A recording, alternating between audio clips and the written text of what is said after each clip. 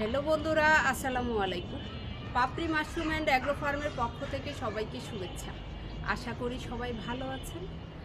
নতুন উদ্যোক্তাদের মধ্যেও অনেকেরই সংশয় যে আসলে কিছু স্পুন থেকে দুপাশেই পিন গজায় এবং দুই পাশ থেকেই মাশরুম বড় হয়, কিন্তু কিছু স্পুন থেকে এক পাশে হয় কিন্তু আর এক পাশে হয় না। তাহলে কি আমি এটা থেকে লসের সম্মুখীন হব? এই ধারণাটা ক্লিয়ার করার জন্যই মূলত ভিডিওটি করা।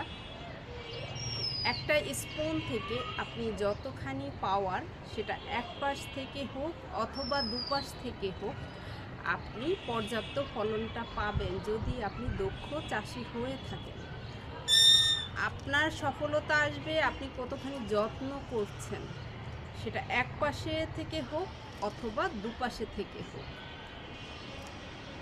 আপনার মোট 4 বারে যত গ্রাম আসার কথা পুরোটাই আপনি পাবেন সঠিক যত্নশীল হলে। আশা করি ভিডিওটি দেখে উপকৃত হবেন এবং সংশয় থাকবে না কোনো যে এক পাশে মাশরুম এসেছে কিন্তু আর এক পাশে আসেনি, তো সেক্ষেত্রে আমার লসের কোনো সম্ভাবনা আছে কি না, এই প্রশ্নের উত্তরটি আপনি একদমই এই ভিডিও থেকে ক্লিয়ার হবেন। এবং যাদের এই ধরনের সংশয় আছে তারাও ভিডিওটি দেখে উপকৃত হবেন। ভালো থাকুন, সুস্থ থাকুন এবং নিজ ঘরে ঘরে মাশরুম চাষ করে নিজের পুষ্টির চাহিদা মিটিয়ে তুলুন। ভালো থাকুন, আল্লাহ হাফেজ।